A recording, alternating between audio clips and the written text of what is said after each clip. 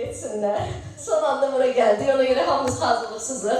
Çıxışlarda qüsurlara görə üzrlü sayın. Teşekkür ederiz sizə Fəzəl müəllim. Ben Erşad müəllim dedi ki, biz bir dəfə də baxaq. Yəni biz artıq bir 3-4 dəfə baxmışıq hamımız.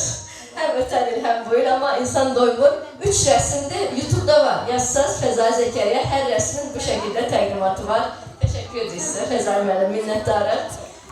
Demək, uşaqlar və müəllimlər sizə zəhmət verdik, üzrlü sayın. Demək, qarşınızda anketlər var. Ümid edər ki, qələmlər də var hamıda. Orada sizin bu 2 gün ərzində gördüyünüz müəllimlərin, təlimlərin qiymətləndirilməsidir. Yəni bir şagird olaraq orada adınızı yazırsınız, sinifinizi yazırsınız.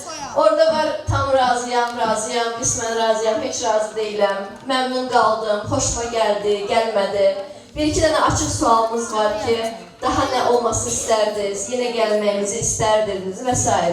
Həmçinin müəllimlərimizin anketləri fərqlidir. Orada artıq Çiğdəm xanımın bayaqki sesiyasında iştirak edən müəllimlərimizdən qiymətləndirməni xahiş edirik.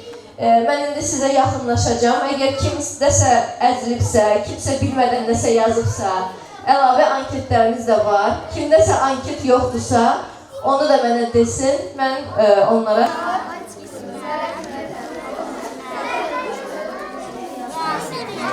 Kızım, kim yazdı doldurduysa öpürsün arkaya. Yaxşı, uçkaları, qələmləri böyür.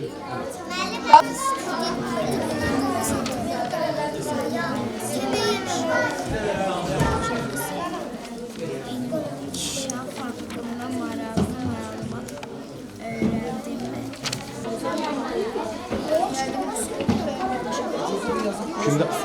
Muska kimde yok hocam? Bunu elə al, ver.